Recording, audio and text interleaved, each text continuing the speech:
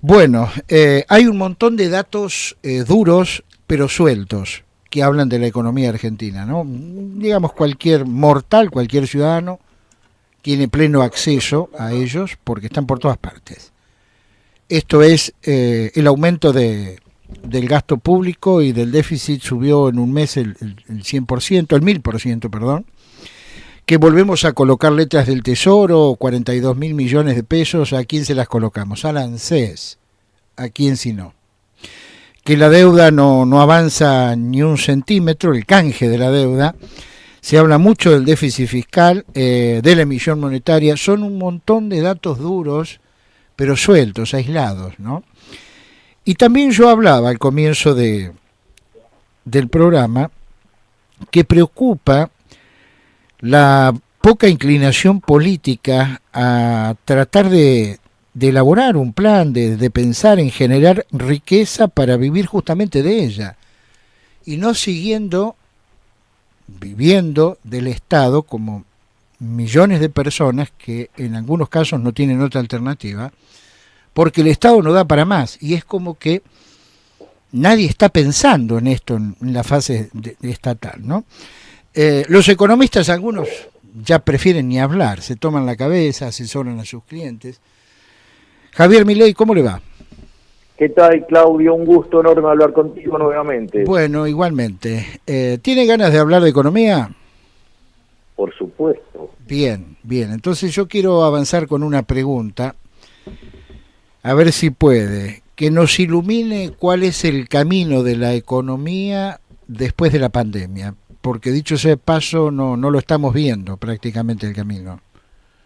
A ver, hay dos cuestiones, ¿no? Una es el desastre macroeconómico que se está gestando a partir de un modelo de cuarentena cavernícola, generando un daño verdaderamente enorme, generando la peor caída de actividad en todo el mundo, y eso, digamos, generando una explosión de pobres e indigentes pocas veces vista. La contracara de esto, como muy bien señalás, Claudio, digamos, en uno de los aspectos es el plano fiscal. En el plano fiscal, la recaudación del mes de mayo estuvo en torno al 2,5%, mientras que el gasto público se duplicó. En lo que va del año, Argentina acumula un déficit fiscal equivalente a 10.000 millones de dólares. Y todo lo financia con emisión monetaria. En ese contexto donde lo financia con emisión monetaria, después parcialmente lo rescata colocándole deuda al Banco Central a los bancos. Por lo tanto, no solo que estás teniendo una brutal caída en el nivel de actividad, sino que además está generando una expansión monetaria monstruosa que tarde o temprano, digamos, se va a materializar, porque pensá que, digamos, por esos instrumentos se paga tasa de interés. Uh-huh. Por lo tanto, lo que vos tenés es que tarde o temprano, hoy las LELIQ y los pases son más que la base monetaria. Por lo tanto, en un lapso de 28 días vos podrías estar más que duplicando la cantidad de dinero. Además, pensá que los números fiscales argentinos tienen estacionalidad, donde los mejores números los tenés en el primer semestre, mientras que los del segundo semestre suelen ser un desastre. Entonces, vos te encontrás en un contexto donde está aumentando brutalmente la cantidad de dinero. La demanda de dinero viene cayendo desde diciembre del 2017. Y como si todo esto fuera poco, tenés una brutal caída en el nivel de actividad económica. Por lo tanto, digamos, cualquier manual de economía razonable te diría que estamos a las puertas de una hiperinflación. Y si eso llega a pasar con la caída del nivel de actividad que tenemos y el aumento del desempleo, porque durante el mes, por ejemplo, de abril cerraron 15.000 empresas, durante el mes de mayo 35.000, bueno, vos lo que estás viendo es que en ese contexto vamos camino a la peor crisis económica y social de la historia, porque vas a ver la pobreza en niveles del 75% y difícilmente eso no termine en un caos social.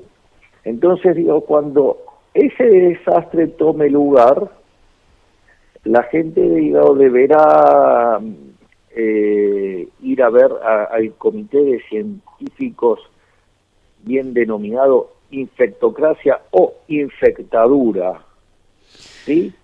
Porque lo primero que hay que entender es que el mundo se equivocó feo con las estimaciones del COVID. El mundo, digamos, la Organización Mundial de la Salud amenazó que esto iba a ser como la peste española. Para que te des una idea, Claudio, la peste española afectó a 1/3 de la población mundial y mató al 2%. Si vos lo pones en los números de hoy, significaría que vos, si los infectólogos estuvieran en lo correcto, vos tendrías que tener más de 2.500 millones de seres humanos infectados con COVID, cuando el número es 8 millones, y tendrías que estar mirando que va a haber 160 millones de muertos. Y sin embargo está, digamos, estabilizándose en torno a 500.000, o sea, hoy el número de fallecidos en el mundo es 475.000, ponele, redondeando, o 500.000 si querés. Es decir, que el error que cometió la Organización Mundial de la Salud al sugerir el modelo de cuarentena cavernícola implica haberle errado por 320-1. En ese error garrafal, donde la propia Organización Mundial de la Salud reconoce que se equivocó en la recomendación de tipo de cuarentena para países de ingresos medios y bajos por el alto nivel de informalidad, digo, Argentina es el mejor alumno dentro de esa monstruosidad. Cuando Ahora, Argentina Milei, tiene entre 30 y 40% de la economía en negro. la mayoría de los economistas están hablando del colapso, pero en privado.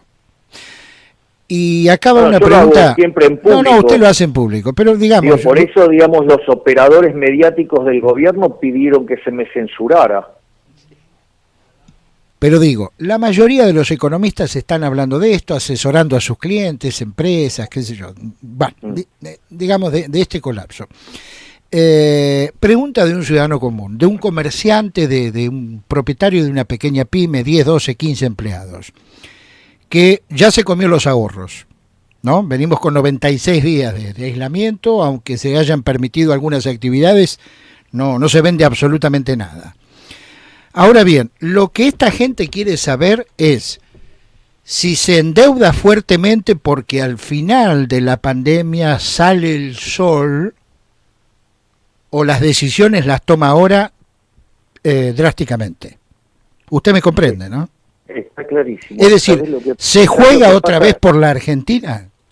A ver, Claudio, ¿sabes qué es lo que pasa? Mira, el modelo de cuarentena elegido por el gobierno combinado con otro conjunto de medidas ha causado un desastre. Básicamente, ¿qué hizo? El gobierno dejó sin ingresos a las empresas. Le obligó a seguir pagando impuestos porque la de los chorros de los políticos no se toca. Y además obliga a la gente a las empresas a mantener la cantidad de empleados y mantener el salario. Digo, el ejemplo de la TAM es tremendo, ¿no?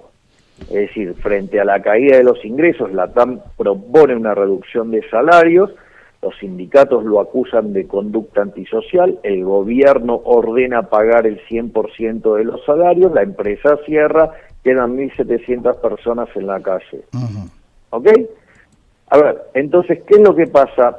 En este modelo de cuarentena elegido por el gobierno, el problema radica es que como además siempre no te da un horizonte, ¿qué es lo que pasó? En la transición, ese desbalance financiero que le generaste a las empresas, se comieron el capital.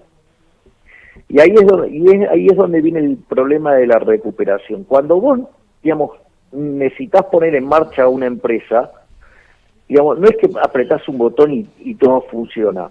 El primer lugar es, si tuviste 3 meses parada la máquina, la tenés que reparar, ya te digo, ya, así.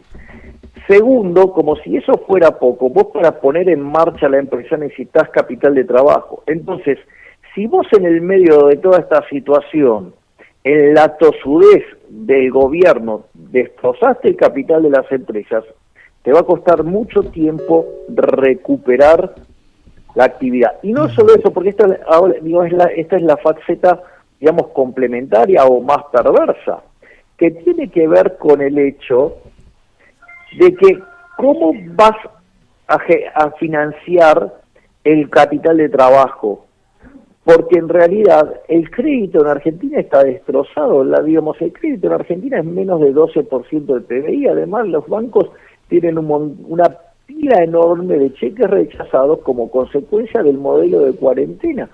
En ese contexto, digamos, si piensan poner en marcha la economía emitiendo crédito inorgánico, vos vas a crear un desastre hiperinflacionario. Pero por eso le pregunto, el comerciante, el pequeño empresario en la Argentina es de ir para adelante, no especula, ¿no? Va para adelante. Pero, Claudio, el problema es que te comieron el capital, y entonces, digamos, o sea, está bárbaro que vos tengas todo el empuje que quieras, pero el problema es, el gobierno te destruyó el capital.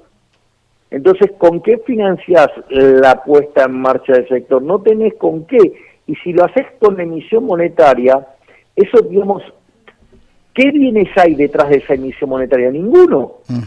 ¿Me comprendés? Perfectamente. Es decir, no es que esos ahorros que vos vas a tomar en el sistema financiero forman parte de un ahorro genuino por parte de los individuos. No. Es decir, va a ser emisión monetaria, con lo cual vos vas a empezar a poner en marcha un poco el aparato productivo y cuando te quieras acordar te pegas una piña colosal. Es decir, por eso generaron una situación donde ahora no podés poner en marcha la economía.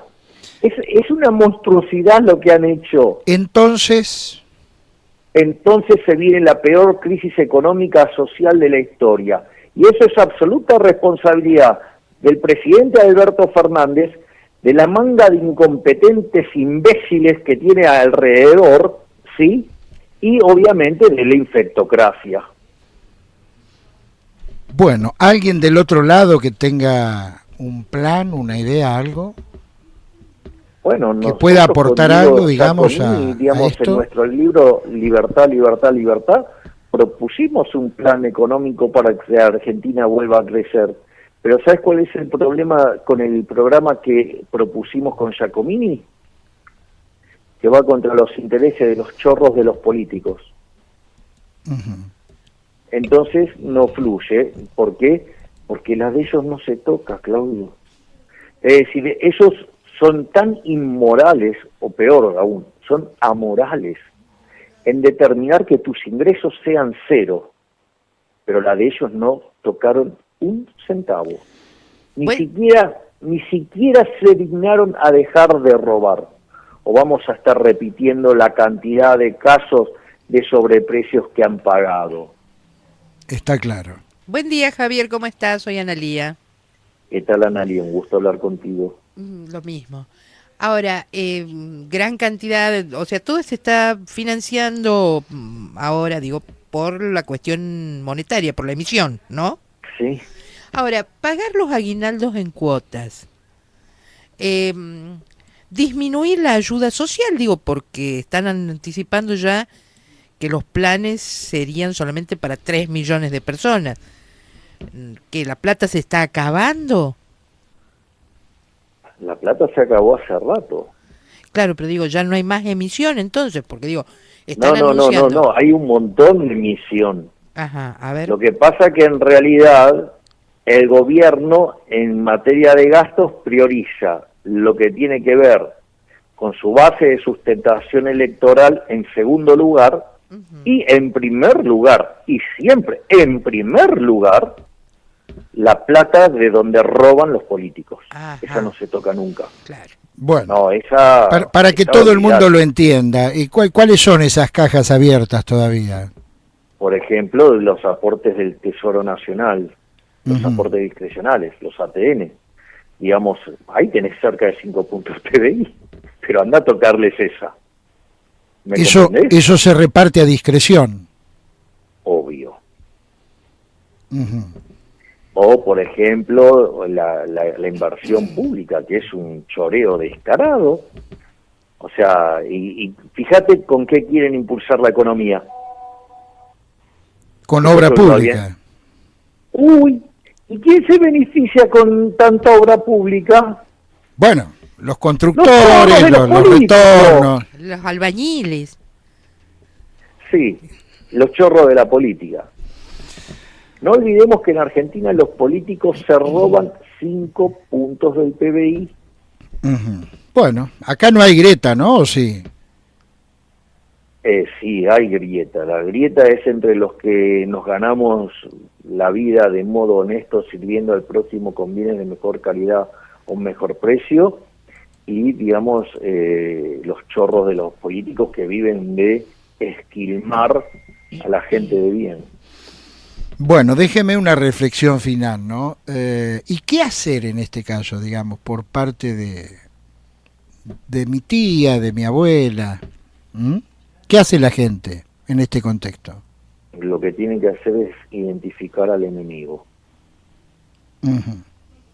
Y actuar en consecuencia. obviamente. Milei, que siga usted muy bien, ¿eh? Muchísimas gracias a ambos, un placer hablar con ustedes siempre.